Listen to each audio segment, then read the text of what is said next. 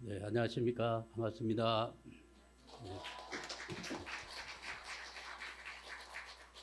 네, 오늘 귀한 자리에 수원을 대표하는 삼김이 오셨네요.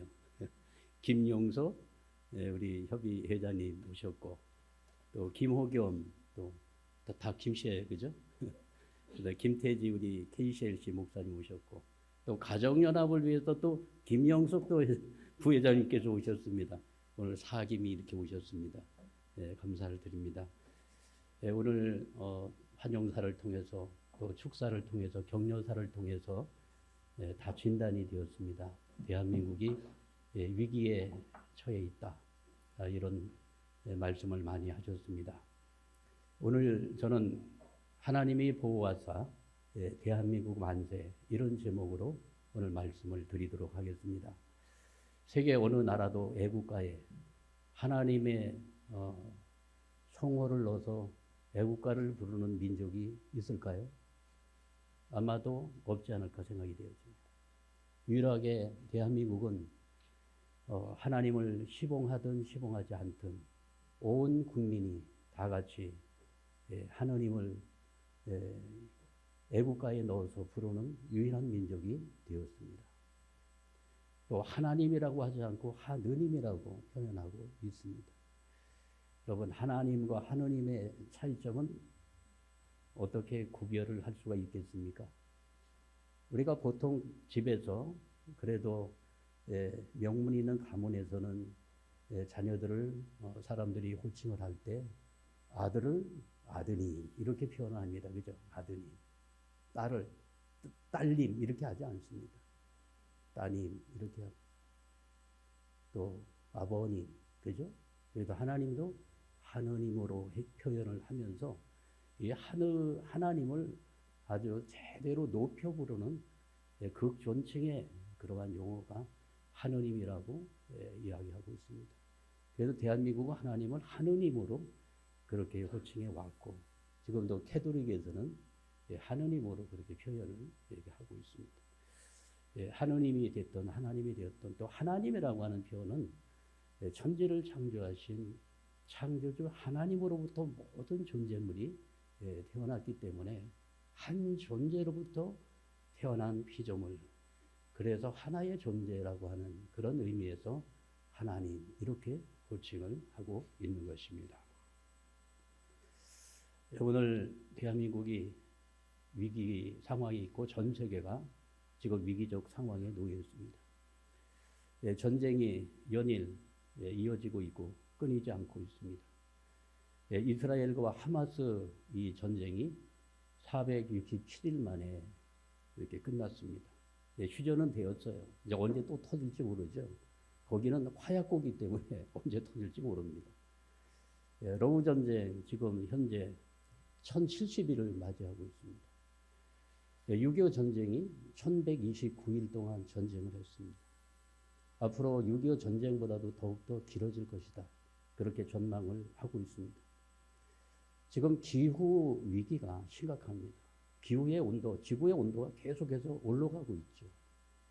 기후가 이제 올라가게 되면은 지구촌 전체의 환경이 완전히 바뀌는 것입니다. 지금 한국도 이 날씨가 완전히 바뀌어가지고 거의 아열대 수준으로 바뀌어가고 있고요. 그전에는 대구 사과가 유명했잖아요. 요즘에는 강원도 사과가 유명합니다. 북쪽으로 계속 올라가고 있어요. 양구 사과가 얼마나 하시는지 모르죠. 옛날에 그런 데서는 전혀 그런 과일 농사를 할 수 없었던 지역이에요. 그러나 온도가 상승이 되어지면서 지금 농업의 벨트도 이제 바뀌어지고 있는 상황을 보게 됩니다. 지구촌의 경제 위기 심각합니다. 지금 트럼프 정부가 들어서면서 계속해서 이제 관세를 이제 올림으로써 미국 줄서 이런 방향으로 가면서 전 세계가 지금 경제 위기가 왔고요. 이대로 가게 되면은 경제 쓰나미가 곧 올지도 모른다고 하는 그러한 예언이 이어지고 있습니다. 정치 위기는 말할 것도 없죠. 지금 G7 국가가 계속해서 바뀌고 있습니다. 이러한 상황 속에서 이제 대한민국은 정치적으로 또 경제적으로 빨리 안정 기조를 찾으면서 나가야 되는데 정말 위기가 아닐 수가 없습니다. 종교의 위기도 찾아왔습니다. 종교는요, 태평성대가 이루어지면 종교에 대한 그 존재감은 그렇게 크지 않습니다. 왜냐하면 너무나도 편안하기 때문에. 그렇지 않습니까? 그러나 위기가 오게 되면은 그 위기 속에서 그 위기를 해결해 줄 수 있는 대안을 가진 것이 어디입니까? 이게 종교입니다. 위기 때마다 누가 나섰습니까? 태평성대 때는 나서지 않습니다. 말을 아낍니다. 그러나 위기적인 상황 속에서 그 국난 극복에 앞장섰던 사람들은 누구냐? 다 하늘과 그 양심이 통했고 정말로 하늘 앞에 그 진심을 가졌던 양심 있는 종교인들에 의해서 모든 국가의 위기를 해결할 수가 있었습니다. 가정의 위기도 지금 찾아와서 젊은이들이 결혼을 할 수 없는 그런 상황으로 치닫고 있는 그런 모습을 보게 되어집니다. 왜 이러한 세계적인 큰 위기가 찾아오고 지금 요동을 치고 있는 것일까요? 저는 어느 한두 사람의 잘못으로 인해서 만들어진 것이 아니라 오늘 큰 거시적인 측면에서 볼 때는 이제 시대가 변경되고 있는 것입니다. 시대가 바뀌고 있는 거죠. 그래서 이제 현시에 의해서 그동안에 우리가 살고 있었던 이 거대한 문명이 이제 수명을 다한 것입니다. 이제 우리는 새로운 문명을 태동시켜서 새로운 문화와 새로운 삶의 터전을 만들어 나가지 않으면 안 되는 대전환기에 오늘 우리 인류는 놓여 있다고 하는 대전제의 말씀을 먼저 드려보는 것입니다. 이거 어느 한두 사람의 잘못으로 사람을 매도시켜서는 안 될 것으로 봅니다. 아니 겨울이 지나가고 봄이 오는 그 계절이 바뀌는 길목에서 왜 겨울이 좋았는데 분주한 봄이 오느냐고 그걸 소리 지르면 안 되잖아요. 그런 흐름 속에서 오는 것입니다. 지금은 문명의 대전환기 가운데 놓여 있는 것입니다. 제가 오늘 서론에서 드리고 싶은 내용 가운데 하나가 세계사의 흐름을 바꿨던 사건 하나가 있었습니다. 1492년도에 대서양에 여러분들이 아시는 콜럼버스라고 하는 항해사가 대세척을 띄운 사건입니다. 스페인 여왕의 지원을 받았습니다. 이분은 돈이 있는 사람도 아니었어요. 스페인 여왕에게 가서 간청을 해서 내가 대서양에 배를 띄워가지고 대서양을 한번 횡단하겠습니다. 제안을 하면서 거기 가면은 그 유럽인들이 좋아하는 후추라든지 여러 가지 향신료들 아마 무궁무진할 것입니다. 제가 그것을 취해가지고 오겠습니다. 배 세척만 도와주세요. 그래서 배 세척을 대서양 앞바다에 띄우게 되는 사건이 벌어집니다. 그래서 이 세척을 스페인 여왕은 지원해 주었습니다. 그리고 나서 이 세척이 세계사를 바꾸는 그러한 일이 벌어졌다는 사실을 여러분 아십니다. 그동안에는 지중해라고 하는 그 바다 속에 작은 바다에서 그 지중해 거기에서 교역이 이루어지고 물자가 오고 가고 정보가 오고 갔습니다. 이제 대서양이 열리게 된 것입니다. 대항해 시대가 열리면서 세계관이 바뀌는 거예요. 아 그렇구나. 아니 하늘이 도는 줄 알았더니 지구가 평평해가지고 어느 한계 상황까지 가게 되면은 거기 절벽으로 떨어지는 줄 알았더니 그게 아니고 아니 지구가 이게 둥그네. 세계관이 바뀌었어요. 그러면서 새로운 신대륙이 발견이 되어지고 그러면서 모든 중심이 어디로 갑니까? 대서양으로 문명의 축이 옮겨지게 되었다는 사실을 우리는 압니다. 이것을 대서양 문명권이라고 합니다. 지금부터 그 문명권은 500년의 역사를 가지고 있었습니다. 이 대서양 문명권을 주도한 사람들은 서구권이었습니다. 그리고 인종은 백인종이었고, 그리고 여기에 종교는 기독교 종교, 기독교 세계관이 대서양 문명권을 낳았던 것입니다. 그리고 이들이 추구했던 물질관은 어떻습니까? 성서에 근거한 물질관을 가지고 있었습니다. 여러분 이런 내용을 아는 분들 많지 않을까요? 창세기 1장 28절에 생육하고 번성하여 땅에 충만하라. 여기까지 알고 있어요. 그렇죠? 그 다음이 있어요. 뭐죠? 땅을 정복하라. 그리고 공중의 새와 그리고 바다의 물고기와 땅 속에 기는 모든 생물들을 다스리라. 정복가 뭡니까? 다스리라는 거예요. 그래서 기독교 세계관을 가졌던 분들은 땅을 정복하는 겁니다. 그리고 뭐 해야 돼요? 다스리기 위해서 지배하는 것입니다. 지배하는 것. 여기서 뭐가 나왔습니까? 패권주의가 나왔습니다. 권력을, 강력한 권력을 통해 가지고 다른 세계를 정복을 해 가지고 뭐 하는 겁니까? 지배하는 것입니다. 이것을 패권주의라고 합니다. 이때부터 이 패권주의는 오늘에 이르러서 오늘까지 계속되어서 미국과 중국의 이 패권 전쟁은 끊임없이 벌어지고 있는 상황에 놓여 있다는 사실을 말씀을 드리면서 이 패권주의가 얼마나 무서운 결과를 낳았는지, 이 배세척이 신대륙을 발견하고 유럽인들이 대서양을 건너서 새로운 대륙에 눈을 뜨면서 아프리카 대륙은 비극의 대륙으로 변하고 말았습니다. 눈물의 대륙이 되었습니다. 왜 그렇게 되었습니까? 이게 뭡니까?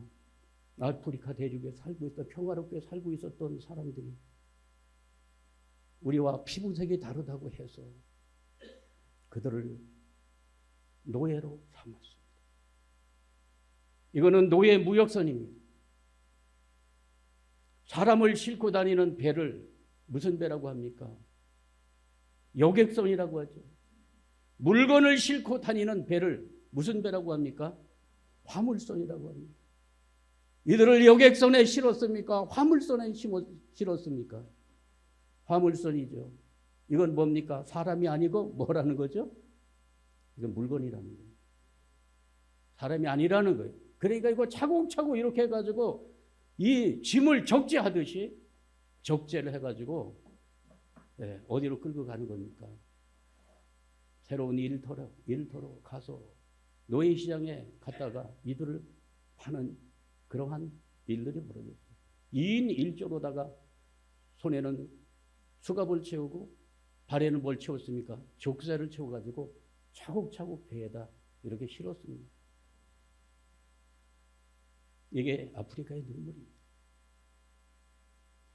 그러니까 유럽의 그 배부른 사람들은 신대륙이 발견이 되면서 새로운 기회의 역사가 시작이 되었다고 한쪽은 얘기하지만 한쪽에서는 비극의 역사가 시작된 것을 우리는 잊고 살았습니다.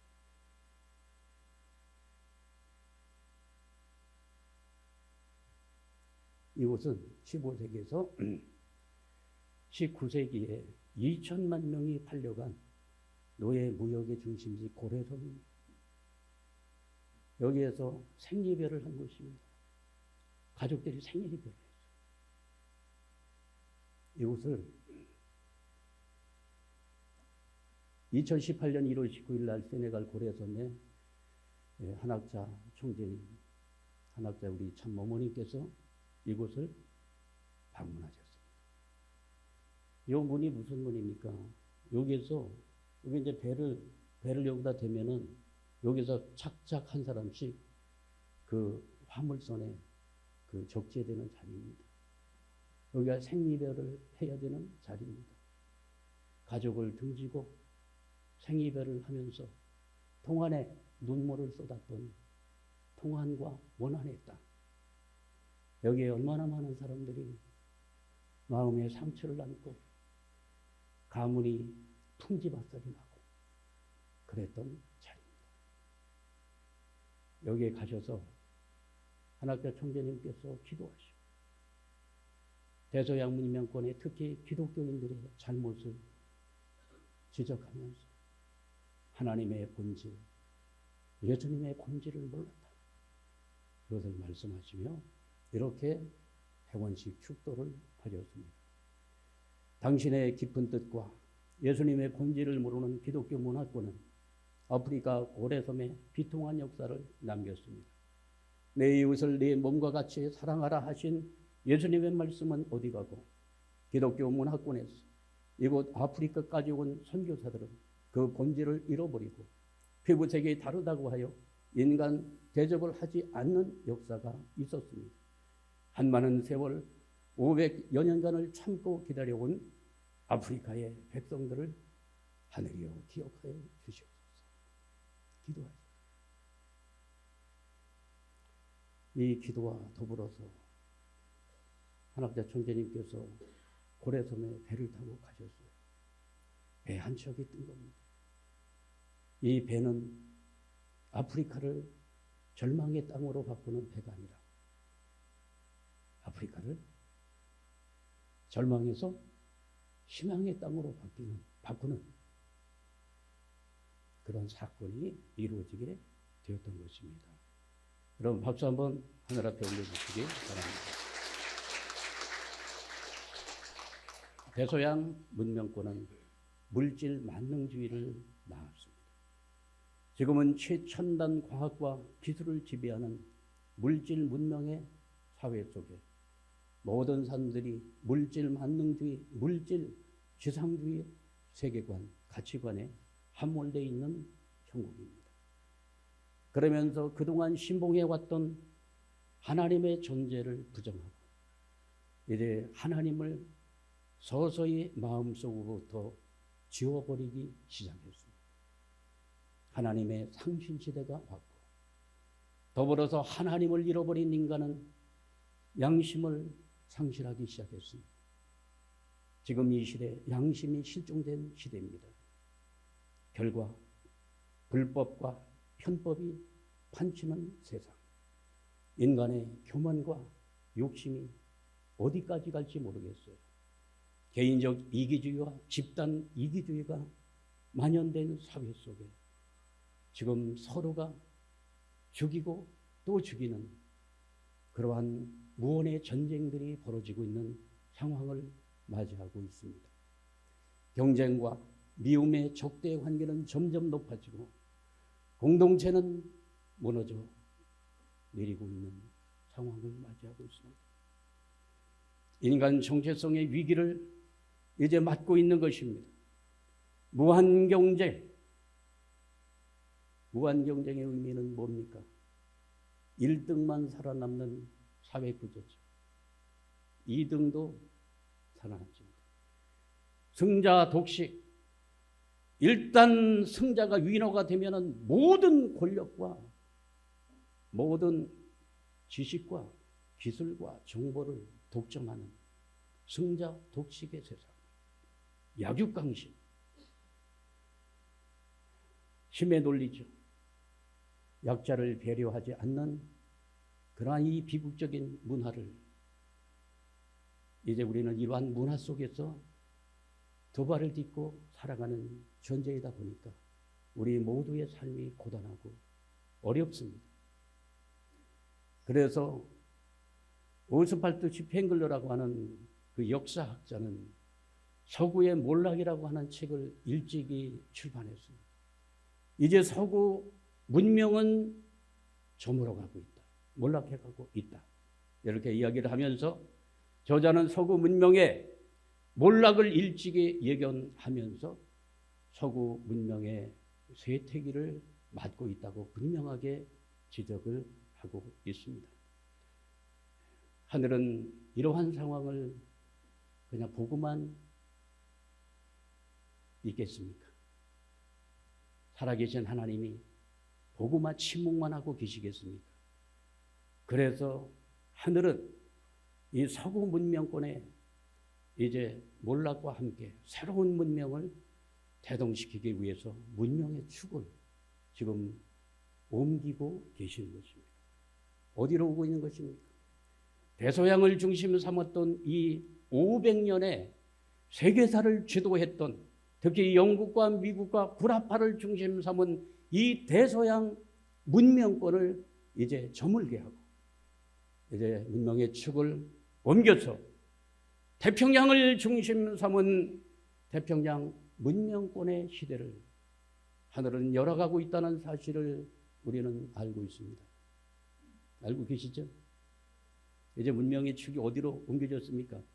이제 대서양이라고 하는 큰 해양에서 태평양으로 문명의 축이 옮겨지면서 전 세계 GDP의 아시아 태평양권을 중심 삼은 교역량이 파악을 해보니 37%예요. 교역량도 이 아시아 태평양권으로 옮겨지고 있어요. 지금 패권 전쟁의 한마당이 어디서 벌어지고 있느냐? 대서양이 아닙니다. 어디입니까? 태평양이에요. 그래서 이 태평양을 주도하기 위해서 지금 중국에서 1대1로의 정책을 중심으로 해가지고 강력하게 패권 정책을 펴고 있고, 또 미국도 이 아시아 태평양 저 인도까지 지금 미국이 이 패권의 영향력을 뻗치기 위해서 지금 보이지 않는 가운데에 엄청난 내적인 소용돌이가 일어나고 있다는 사실을 우리는 기억을 합니다. 문명이 교차가 되어지는 대전환기를 맞이하면서 대서양 문명권이 이제 저물면서 태평양 문명권의 새로운 신문명이 탄생하는 변화와 혁신, 이노베이션의 새로운 시대가 열리고 있는 것입니다. 대서양 문명의 특징은 서양 중심, 남성 중심, 경쟁, 투쟁, 분열, 패권주.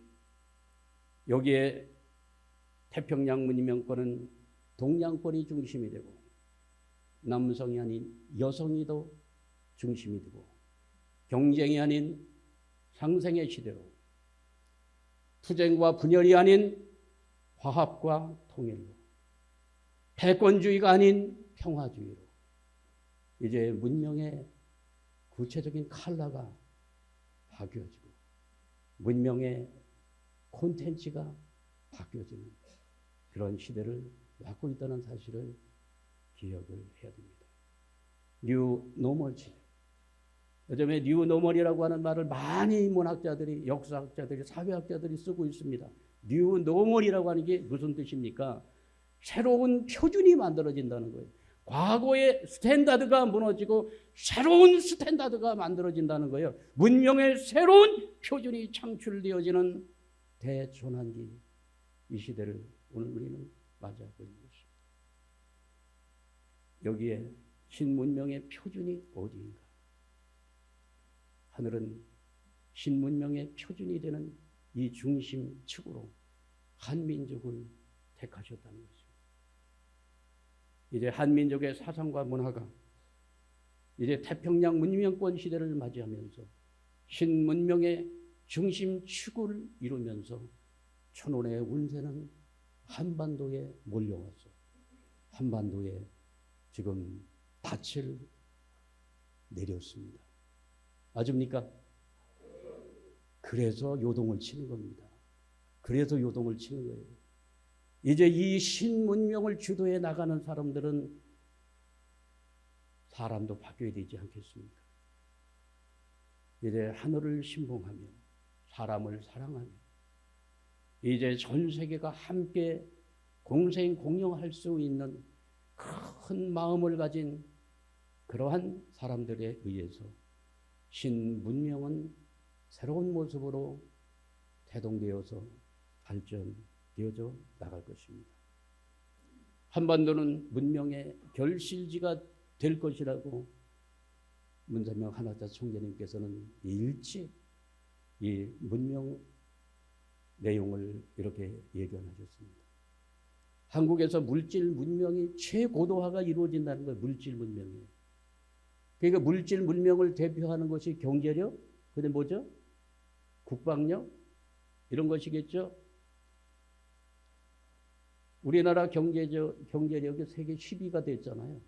몇 년 만에? 6, 7년도 안 됐어요. 57년 만에 그렇게 반열에 올랐고요. 선진국가의 반열에 올랐습니다. 우리나라 IT 강국입니다. 또 생명공학, 나노 이런 생명 테크놀로지가요. 전 세계 1위입니다. 대한민국의 기술력, 잠수함을 제일 잘 만든대요. 특히 30톤급 이상 되는 잠수함, 그 다음에 큰 배 있죠. 한국 제일 잘 만듭니다. 야, 이 거북선을 만들었던 DNA가 있는 것 같아요, 한국이. 꽤 잘 만듭니다. 그리고 이 한국이 군사력이 지금 몇입니까? 군사력은 6위까지 그렇게 뛰어올랐습니다. 정신문명은 어떻습니까? 정신문명을 가로막는 것이 이게 문화력입니다. 문화. 요즘에 K자만 붙으면 K드라마, K영화, K노래 전부 다 그냥 전 세계 열광을 막 합니다. 여기에 뭐가 더 있어야 되느냐? 앞으로 시대를 이끌어 갈 수 있는 사상과 이념이 있느냐? 어느 한 작은 이런 민족주의에 함몰된 그런 사상이 아니라 전 세계를 포용하면서 끌고 갈 수 있는 그러한 사상과 이념의 그런 정신, 문명이 있느냐 놓고 볼 때 대한민국의 저력은 그거를 갖고 있다는 사실입니다. 이걸 갖고 있습니다. 그렇기 때문에 하늘은 한반도를 이 환태평양 섭리시대의 중심민족으로 세워가지고 이제 새로운 시대를 열어가려고 하는 것입니다. 한민족의 저력을 이제 세계 만방에 저력을 드러내야 되는 그런 시대를 맞이하면서 이제 새로운 모습으로 우리 선조들이 이 나라를 어떻게 준비해 왔으며 이 나라에는 어떠한 하늘이 준비한 이 잠재적 영향력을 가지고 있는가? 여기에 대한 성찰과 더불어 우리 민족이 이제 가지고 있는 이 잠재력을 유감없이 이제 발휘해서 세계를 하나의 세계로 만들어 나갈 수 있는 역할과 사명을 이제 한반도가 해 나가야 된다고 보는 것입니다. 부도지라고 하는 이 책이 요즘에 서점가에 가면 많이 팔리고 있어요. 제가 지난주에 마지막 책으로 샀어요.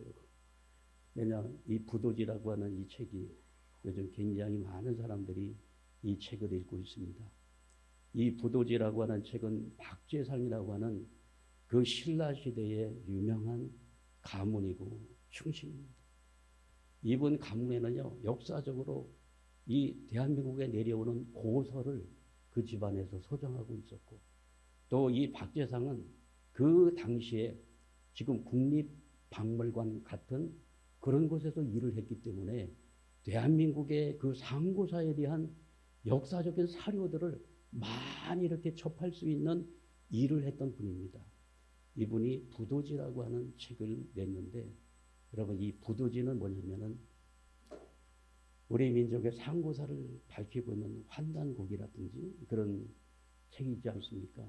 거기에 못지않는 책입니다. 부도지입니다. 이 부도지에는 뭐가 써져 있느냐면, 뭐가 쓰여져 있느냐면 대한민국의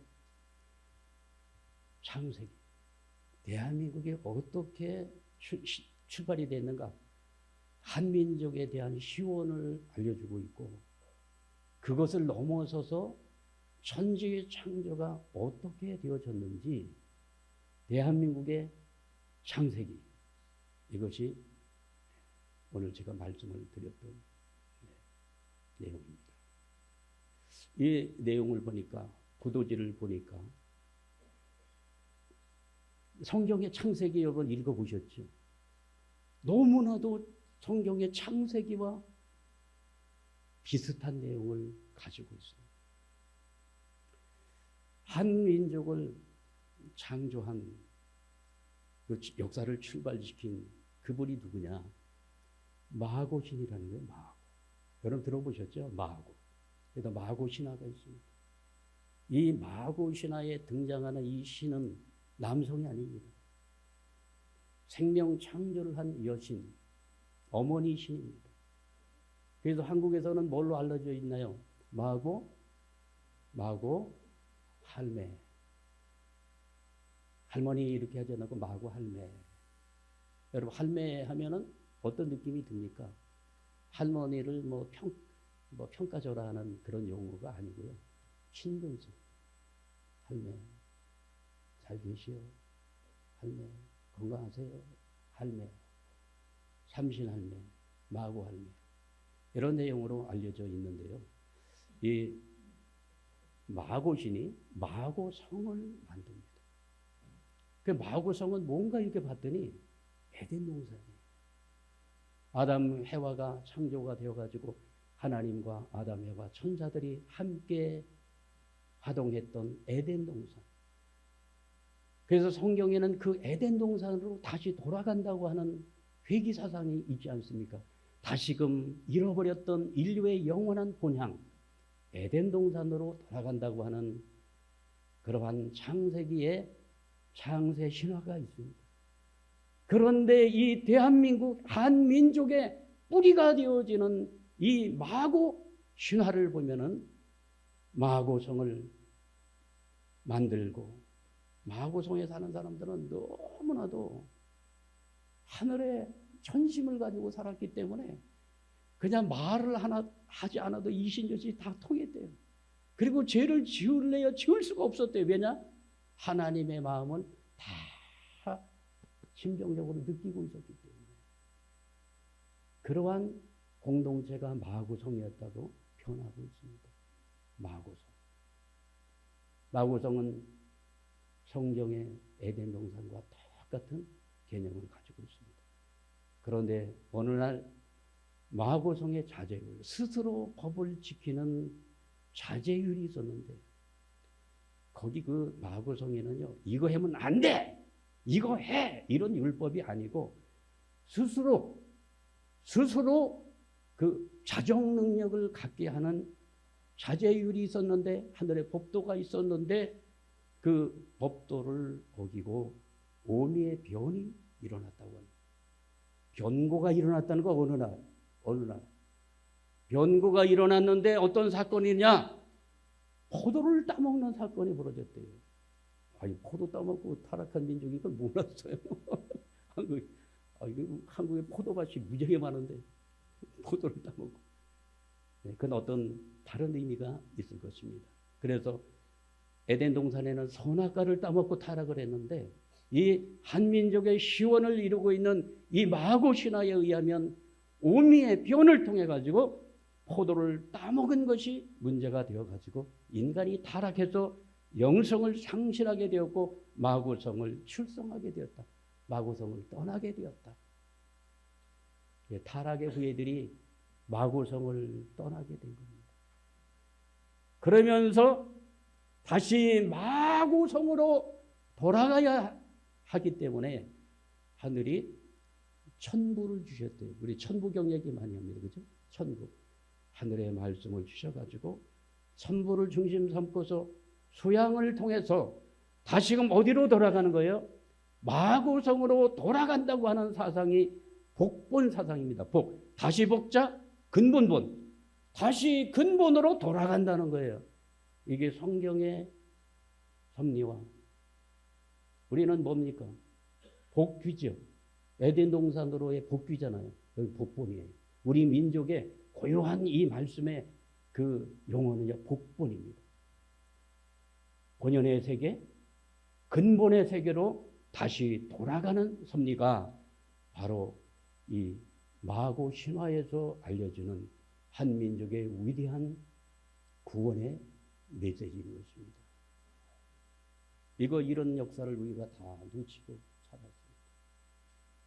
이게 한민족의 희원을 이루는 역사고 이것이 인류 역사가 시작되어지는 창세기와 같은 그 역사를 우리 민족이 가지고 있다는 사실입니다. 우리는 마고신을 모셔온 민족이고요. 지금도 여러 곳에서 마고 그 신전이 있습니다. 제주도에 가면 설문대 할망이 있습니다. 삼신 할머니하고 똑같아요. 그리고 노고산에 가면, 지리산에 가면 노고단 재단이 있어요. 노고단이 아시죠? 노고단. 저게 노자가 무슨 노자입니까?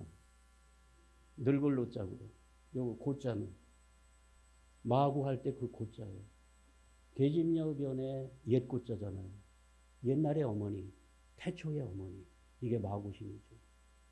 마고재단이 지리산 정상에 있어요. 거기 가보셨죠? 이게 무언고. 그래서 그때 오셨을 거예요. 돌멩이 하나 올려놓고 그냥 왔을 거예요. 그게 마고신을 모시는 천재단입니다. 태백산에 가면은 천재단이 있습니다. 거기도 누구를 모십니까? 마고신을 모시는 것입니다. 대한민국에 마고신을 모시는 것은요, 어느 특정한 산에만 있는 것이 아니라 마을에 뭐가 있었습니까? 성황당이 있어서 성황당. 그 성황당은 뭐 하는 곳이었느냐? 마고신을 모시고 마고신에게 제사를 올리는 마고재단이 성황당이었다고 하는 것입니다. 성황당에는 반드시 뭐가 있습니까? 큰 나무가 있죠. 당산나무라고 합니다. 느티나무. 동네마다 보면 느티나무가 많아요. 그 나무가 크게 서 있는 것은 하늘과 땅을 연결시키는 그 역할을 이 당산나무가 했다고 하는 그런 기록이 남아있는 것입니다. 자, 우리 민족은 이렇게 위대한 역사를 가지고 우리는 단군 왕검 때부터 우리 역사를 이야기합니다. 그것도 단군 신화라고 하면서 얘기를 합니다. 여러분, 단군의 역사가 신화입니까? 그건 아니잖아요. 단군의 역사는요, 이거 실제로 존재하는 역사였지 않습니까? 그 이전의 역사가 또 있다는 거예요. 마고시대에 마고신을 중심 삼았던 마고시대, 그리고 지나서 환인천재를 중심 삼은 무슨 시대? 환국시대. 그리고 환웅천황을 중심 삼은 배달국시대. 그리고 나서 고조선 단군왕검을 중심 삼은 고조선 시대가 왔었다는 사실입니다. 우리 민족은 고대사 상고사 부분의 역사를 잃어버렸습니다. 이 상고사 부분의 역사를 누가 단절시켜 놓은 것입니까? 이거는 의도가 있다는 것이죠. 이게 식민사관을 통해 가지고 우리 민족의 그 위대한 저력, 우리 민족의 정신적인 그 지주 역할을 해왔던 이 상고사에 대한 이 역사를, 왜냐, 대한민국 국민들이 이 역사를 공부하게 되면 가슴이 뛸 수밖에 없어요. 민족의 자긍심을 가질 수밖에 없어요. 그렇기 때문에 이 역사를 왜곡해서 그 역사의 뿌리를 뽑아버리는 일들이 진행이 되었다는 사실입니다. 이제 이것을 다시금 복원하면서 하늘이 준비한 이 한민족이 얼마나 위대한 역사의 뿌리를 가지고 정신적인 그러한 뿌리를 가지고 내려왔는지를 다시 한번 생각하면서 이제 하늘이 준비하신 환태평양 문명권에 이제 이 한민족이 한마음 한뜻이 되어서 새로운 역사를 주도해 나가야 되는 때를 맞이하게 되었다는 사실을 말씀을 드립니다. 한민족의 뿌리 천손사상이 있어요. 한국에는 천손, 하늘의 이 혈통이 어디서 왔다는 거죠? 하늘로부터 왔다는 거잖아요. 이 천손사상에 대한 이 내용은 너무나 방대합니다. 이 내용만 가지고 언제 한번 특강을 한번 하는 시간이 왔으면 좋겠습니다. 천손사상. 그런데 기독교 사회에서는 천손사상이 아니고 무슨 사상이죠? 선민사상이죠. 선민과 천손사상이 다릅니다. 선민은요, 여러 민족 가운데 하늘이 택했다는 거잖아요. 그런데 우리 민족은 보냄을 받은 민족입니다. 보냄을 받은 민족. 하늘로부터 보냄을 받은 민족. 그래서 뿌리가 어디에 있다는 거죠? 땅에 있는 것이 아니라 하늘에 있다고 하는 것을 알려주면서 한국에는 천손사상이 있습니다. 경천사상, 홍익사상, 광명사상, 이런 것이 다 천손사상에서 나오는 것입니다. 단군 조선의 실천적 통치 이념이 두 가지죠. 홍익인간이에요. 인간을 널리 이롭게 하라는 거예요. 그 다음에 이화세계. 이화세계는 뭡니까? 세상을 만드는데 어떤 세상이냐? 인간 중심한 세상이 아니라 하늘의 천도와 천의가 세워지고 하늘의 천도로 다스려지는 그러한 세상 만들자는 것입니다. 오늘 김태진 목사님께서 하늘에서 이루어진 뜻이 땅에서 이루어지이다. 이제 하늘이 세운 그 뜻이 땅에 이루어진 그 세상이 무슨 세계입니까? 이화 세계입니다. 이화 세계. 우리 민족은 그렇게 이 단군 왕검의 그 역사를 중심 삼고 그토록 하늘이 원했던 땅에 이루어지는 하나님의 나라에 초점을 맞추고 대한민국이 세워졌고 그러한 뜻에 의해서 대한민국이 이렇게 이끌어져 와서 단군 왕검이 47대 왕에 이르는 기간 동안 BC 약 2000년 동안의 역사를 가지고 있고 지금 금년도가 2025년도니까 2333년도에 이 단군 왕검이 역사를 출발했으니까 요거 플러스 시키면 한 4300년이 넘습니다. 이러한 역사의 맥을 이어온 대한민국입니다. 대한민국은 백의 민족입니다. 하늘의 제사를 지내며 하늘을 경외해 왔던 이 경천 사상이 마음속에 뿌리를 내리고 있는 이 민족은 신옷을 입었습니다. 신옷은 뭐 김멜 때 가서 입는 옷은 아니잖아요. 무슨 옷이에요? 거룩한 의식이 진행이 되어질 때 이 신옷은 제사장들이 입는 옷이었습니다. 그래서 제사장만 입었습니까? 대한민국 온 결의 백성들이 다 신옷을 입었다고 하는 것은 이 나라가 무슨 나라라는 거죠? 제사장의 나라였다. 이것을 우리가 보게 되었습니다.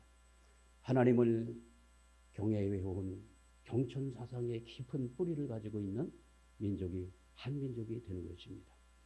부여의 영고라고 하는 제천의식이 있었고 또 고구려의 동맹, 신라의 가배, 고려와 또 조선에 이르기까지 초제를 드렸는데 초제를 드렸던 곳이 어딘지 아시죠?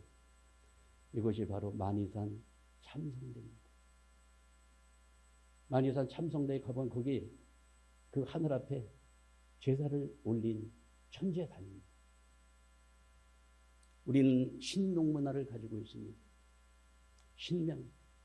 한국 사람들은 신명 나면은 잘 놉니다. 신명이 안 나면 못 놀아요. 신명이 뭐죠?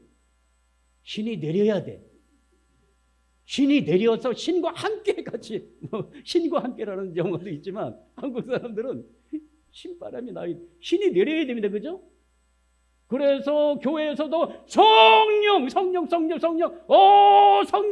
충만 얘기를 하면서 성령이 내리면 뭐 됩니까?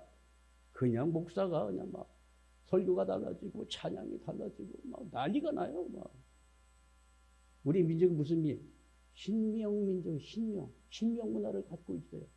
그러면서 여러 가지 어려운 상황 속에서도 하늘과 교통하면서 하늘이 주시는 영적인 힘, 영적인 파워를 가지고 영적인 힘으로 살아온 민족. 이게 신명 문화를 가지고 있는 한민족의 특징입니다. 그렇죠? 그리고 한민족은 무슨 문화를 갖고 있느냐? 한의 문화를 갖고 있습니다. 한많은 인생. 우리는 한을 갖고 있습니다. 뭔가 어려움을 당하고 고통을 당하면서 마음에 한을 갖고 있습니다. 그럼에도 불구하고 그 한을 원하로 품고 그 원한을 풀기 위해서 복수하는 민족이 아닌 것입니다. 외국은 전부 복수합니다. 복수하잖아요. 내가 이렇게 잘못했지. 내가 반드시 너 죽여버릴 거야. 우리는요 이렇게 상대를 복수하는 민족이 아닙니다. 아무리 자기 고난을 당하고 원한을 당하는 그러한 일이 생긴다 할지라도 그 마음을 성화시켜서 내가 너를 사랑으로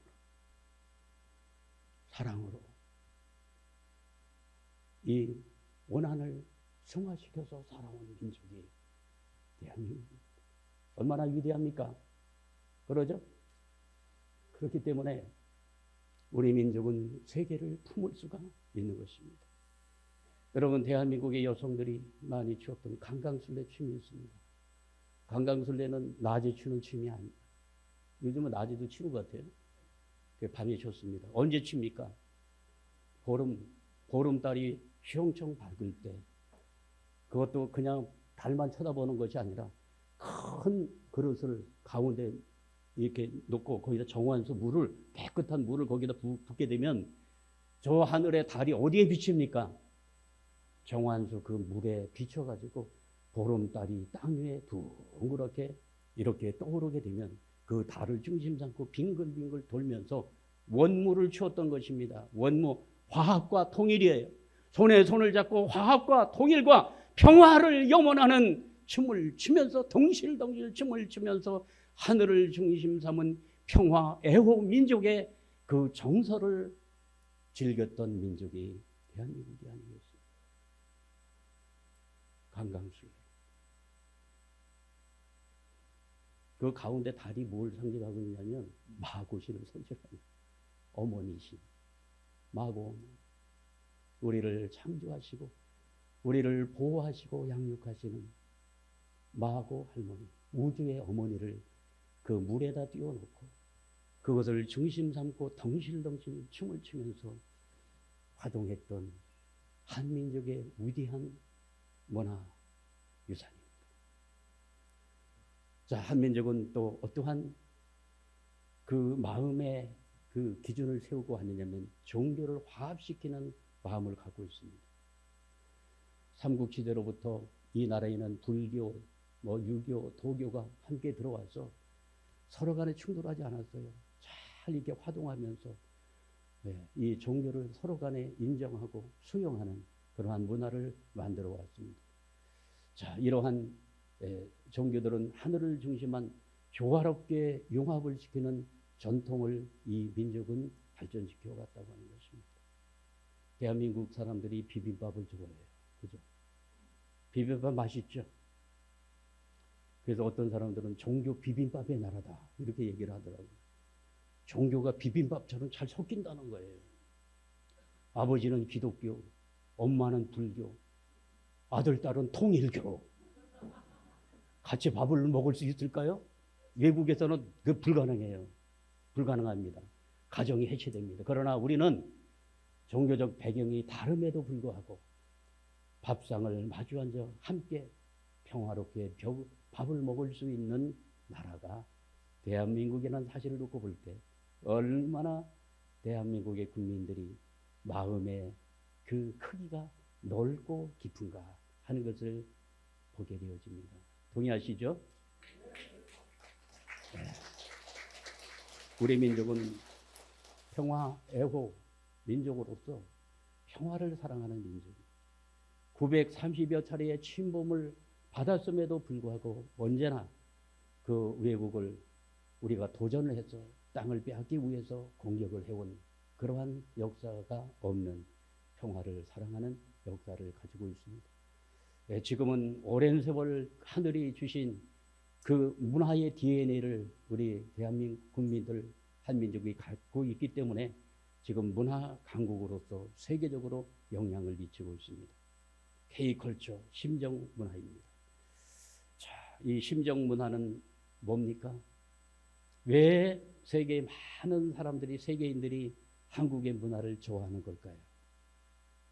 테크닉이 좋아서? 아닙니다. 이유는 정 때문에 그렇대요. 한국은요, 정을 먹고 사는 민족이잖아요. 고단한 정이 있습니다. 그 정에 세계인들이 매료가 되어서 한국에 노래가 나와도 그 정의 문화, 또 드라마 속에서도 정을 주고받는 그러한 문화에 세계인들은 감동을 받는 것입니다. 그래서 한국이 자랑하게 될 이 심정 문화, 이 심정 문화를 이루기 위해서 우리 참 부모님께서는 문화예술, 이 소프트 파워를 높이기 위해서 많은 투자를 해오셨습니다.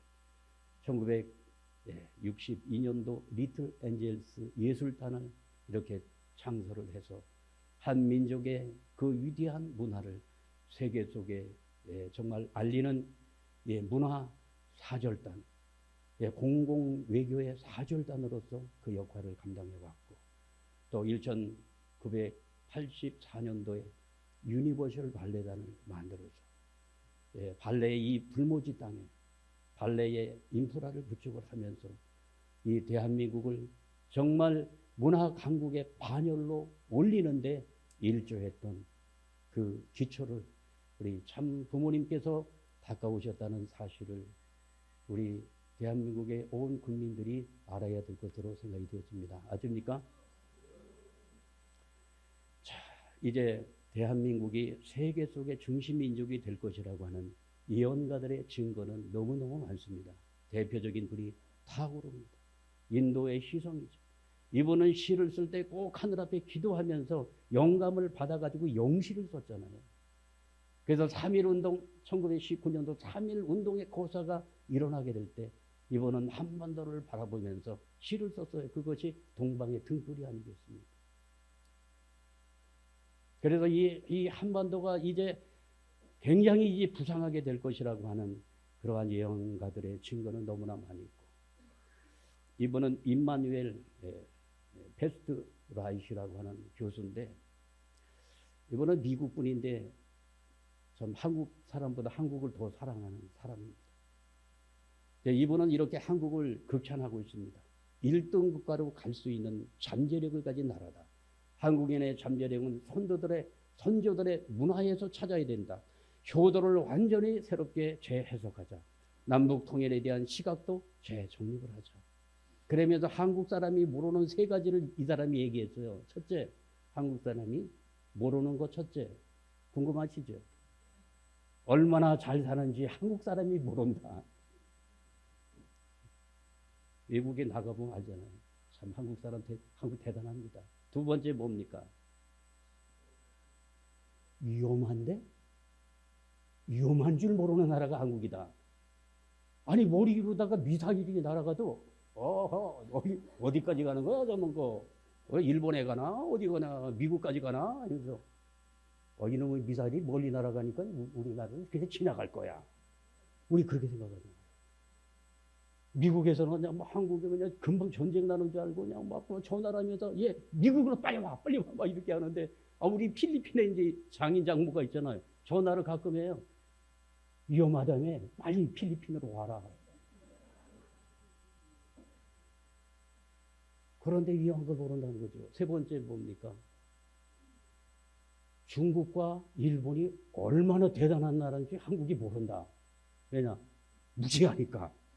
일본 놈, 중국 놈 이러면서 이 대단한 나라를 우리는 무시하면서 이게 사는 민족이다. 이 3가지를 모른다. 이렇게 얘기를 하고 있더라고요. 그러면서 이분은 대한민국의 이 저력, 1등 국가로 갈 수 있는 유일한 대안을 가진 나라다. 이렇게 이야기하고 있습니다. 이제 신문명의 이 가치 기준은 공생, 공명, 공의의 가치입니다. 이것을 전 세계 지도자들과 세계 시민들이 함께 공유하지 않으면 21세기의 미래는 없다고 단언하고 있습니다. 이제 어떻게 해야 됩니까? 글로벌 연대와 협력을 통해 가지고 세계 시민 의식을 가지고 서로 손을 잡고 이제 함께 살아가야 될 것을 궁리해야 되는 때가 바로 지금이라는 사실을 아셔야 됩니다. 유발 하레라고 하는 그 예루살렘 대학의 유명한 교수가 있어요. 이분이 이러한 얘기를 했어요. 세계는 지금 연대할 것이냐 반목할 것인가, 인류는 선택해야 됩니다. 여기서 연대와 이 연대를 이제 하지 못하고 반목하게 된다면 인류의 미래는 없다. 이렇게 단언을 하고 있습니다. 그래서 우리 참부모님께서는 공생, 공영, 공의의 가치를 중심 삼고 가치의 동맹을 맺어야 된다. 이렇게 하면서 뭘 하고 있습니까?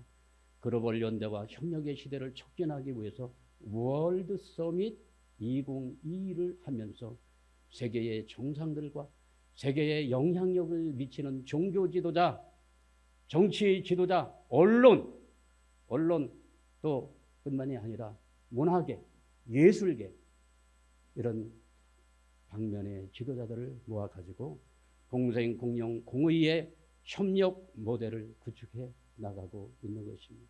왜 그렇습니까? 하나님의 나라를 이제 땅에 이루어야 되기 때문에 이제 의로운 분들과 함께 하늘의 뜻을 받들어서 땅 위에 세워질 영원한 평화의 세계, 영원한 지상 천국의 세계를 이제 하나하나 만들어 나가야 되기 때문에 이제 죽어서 가는 천국이 아니라 살아서 우리가 만들어 가야 될 지상 천국의 모델을 땅 위에 만들어 보자고 이렇게 의인들을 모으고 있다는 사실을 기억해야 될 줄 믿습니다. 2022년도에는 코로나가 전 세계적으로 강타해 가지고 사람이 오고 갈 수 없는 상황 속에서 이때도 평화 서밋 싱크탱크 2022를 출범을 시키면서 여기에 평화 서밋의 공동위원장으로 누굴 세웠습니까? 반기문 전 유엔 사무총장, 현직 훈센 총리, 그리고 전 세계 2022명의 전 현직 정상과 지도자들을 대거 한국에 오시게 해서 월드 서밋을 개최하셨던 역사를 우리는 가지고 있는 것입니다. 금년도 2025년 월드 서밋을 합니다. 대한민국이 지금 2025년도 금년도가 어떤 해인지 아시죠? 을사늑약이 이루어진 지 120주년을 맞이하는 때입니다. 을사년에 주권을 잃어버려가지고 얼마나 나라가 어려웠던지 우리는 날씨만 스산해져도 아이고 오늘 이놈은 을신영스럽네 날씨가 이런 얘기합니다. 을신영스럽다고 하는 게 을신년답스럽다는 그런 얘기래요. 1905년 우리가 을사늑약을 맞이하면서 참 을신년스러운 해를 맞이했는데 금년도 어떻습니까? 탄핵 정국으로 말면서 온 나라가 을신년스러운 나라로 그렇게 변화가 되었는데요. 그래서 이러한 변화를 우리가 타개하기 위해서 세계 정상회의를 이 한반도에서 하게 되어집니다. 4월 13일 날 이렇게 하게 되어집니다. 정치적 혼란기에도 불구하고 굳건하게 다져가는 국제평화연대를 상징하는 월드 서밋이 이루어지게 됩니다. 이 나라 이제 종교 지도자들이 대거 참여를 하십니다. 폴라 화이트 목사는 이번에 이 트럼프 정부의 그 종교 자문 고문으로 이번에 위촉이 되었습니다. 그래서 종교 쪽에 수장이 되었어요. 그리고 마틴 루터킹 3세는 루터킹 목사 아시죠? 그 아들이고. 그 다음에 프랭클린 그레이엄은 빌리 그라함 목사 아시죠? 그분의 자녀죠. 이번에 기독교계의 걸출한 지도자들이 한국에 옵니다. 이런 분들은 통일교기 때문에 다 안 왔던 인물들이에요. 이제 마음의 종교의 벽을 허물면서 이들이 한국으로 오게 되는 역사가 벌어지기 시작했습니다.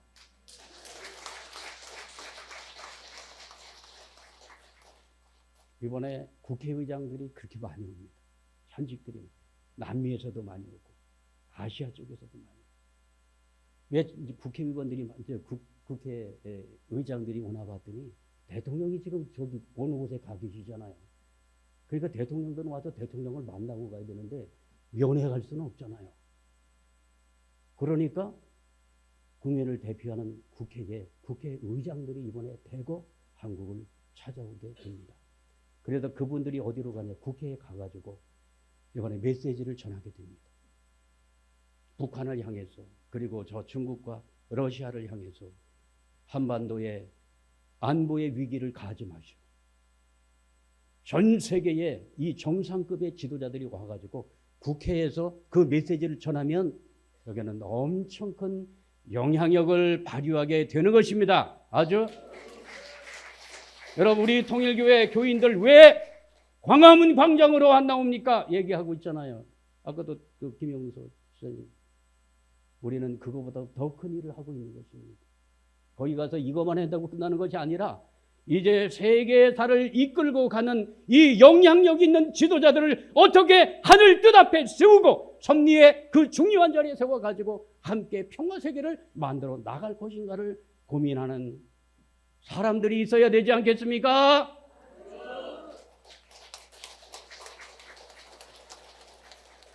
박근혜 대통령이 탄핵을 받았을 때 2017년도에 그때 월드 서밋을 하면서 한국에 왔던 VIP들이 어디 갔느냐? 국회에 갔어요. 가서 한반도의 평화 메시지를 국회에서 전하면서 이북의 이 한반도 위기를 조장하는 거기에 대한 경고장을 날리게 되었던 것입니다. 지금 대한민국이 안보에 완전히 사각지대에 놓여 있습니다. 이러할 때에 우리는 무엇을 해야 될 것인가? 대한민국은 건재하다. 그리고 세계의 이 수많은 우방들이 이 한반도에 관심을 가지고 한반도를 지키고 있다고 하는 메시지를 날려야만 대한민국의 안보가 지켜질 줄 믿습니다. 여러분, 이러한 일을 우리는 하고 있는 것입니다. 이번에 많은 분들이 오시게 되고요.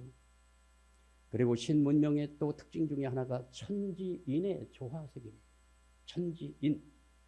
원래 하나님이 창조한 이 본연의 평화의 세계는 천지인이 함께 화동하는 조화의 세계라고 말씀하고 있어요. 이게 에덴 동산이 그러했고, 그 다음에 한민족의 시원을 이루고 있는 이 마고 신화에 등장하고 있는 마고성이 천지인의 조화 세계입니다.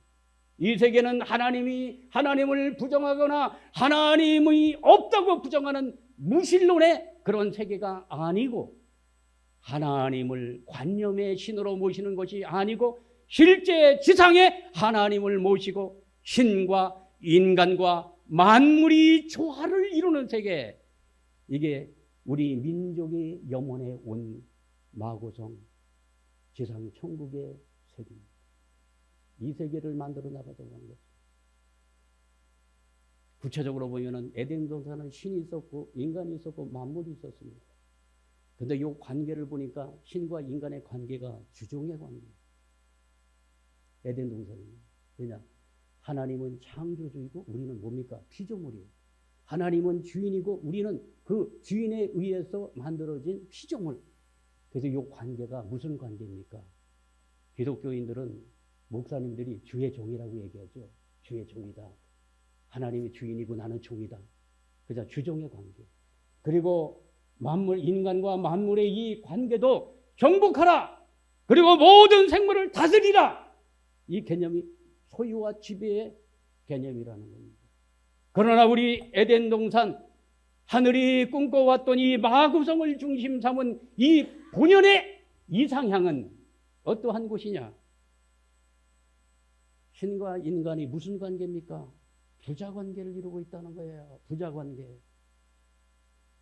그래서 마구신은 인간을 쫑글쫑글해가지고 창조한 것이 아니고 자기의 배로 낳았습니다. 인간을 낳는, 생명을 낳는 거예요. 출산하는 거예요. 창조가 아니라 인간을 출산하신 신입니다. 그래서 그 관계가 무슨 관계죠? 부자 관계이면서 이 관계는 핏줄로 연결되어 있는 부자 관계임을 밝히고 있는 것입니다. 여러분, 이런 내용이요, 우리 민족사의 그 신화에 나오고 있다고 하는 것은 엄청난 것입니다. 그리고 이 인간과 만물의 관계는 무슨 관계? 소유와 지배의 관계가 아니고 무슨 관계입니까? 창생과 공명. 만물과 조화를 이루며 살아가는, 만물을 우리는 보호하고 그 만물은 인류에게 이로움을 주면서 함께 공생 공명해 나가는 그러한 인간과 만물의 관계를 명확하게 규정하고 있다는 사실을 기억해야 될 줄 믿습니다. 아주. 자, 그래서 하늘이 잃어버렸던 본연의 에덴 동산이 땅 위에 이제 그 모습을 나타나고 있으니 그것이 바로 효정 천원 동산입니다. 지상 천국의 모델이고 이것은 에덴 동산의 실체이며 마고성의 실체라고 오늘 저는 말씀을 드리고자 합니다. 아십니까? 이거를 찾기 위해서 그토록 오랜 세월 이 민족은 이 세계를 영원하며 달려왔습니다.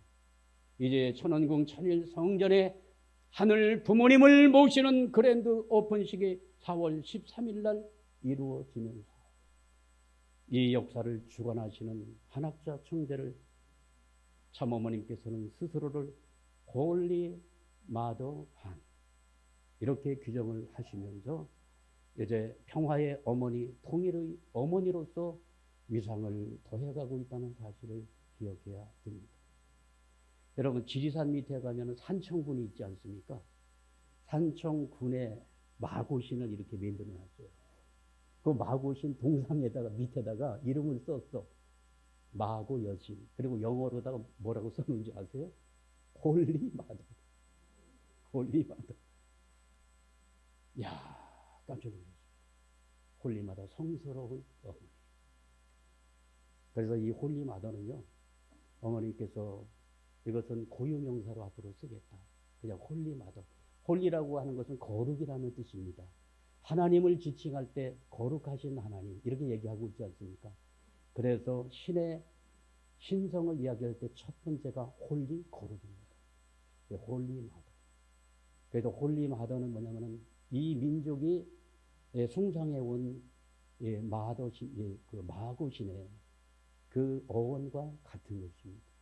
이렇게 해서 이 나라가 어머니, 우주의 어머니를 중심 삼고 역사가 시작을 해가지고 이 땅의 평화의 어머니, 통일의 어머니가 이 땅에 오셔서 알파와 오메가로 섭리가 완성이 되듯이 그러한 섭리가 완성되는 시기에 지금 왔다고 하는 내용을 오늘 말씀을 드립니다.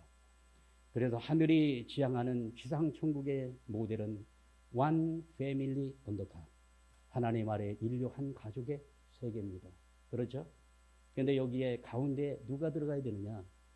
여기에 인간이 들어가는 것이 아니라 하나님이 들어가야 되는데 지금까지 우리가 불러왔던 하나님은 아버지 하나님만 불러왔다는 거예요. 그렇죠? 아버지 하나님만 불러왔어요. 김태지 목사님, 아버지 하나님만 있었죠. 그런데 이제 어머니 하나님을 찾아서 이제 양친 부모를 섬겨야 되는 시대가 와서 이제 하나님의 성호가 하늘 부모님으로 자리를 잡게 되면 영원한 평화의 세계가 안착을 하느니라 말씀하고 계십니다. 아십니까? 너무 간단합니다. 너무 간단해요. 우리 한민족이 모셔왔던 하느님, 그 하느님이 우리의 부모이셨습니다. 우리의 아버지이시며 우리의 어머니셨습니다. 이제 어머니의 따뜻한 사랑의 품 안으로 이제 인류가 돌아가서 품 안에서 우리는 자유와 해방을 받을 수 있는 시대권으로 접어들고 있는 것입니다.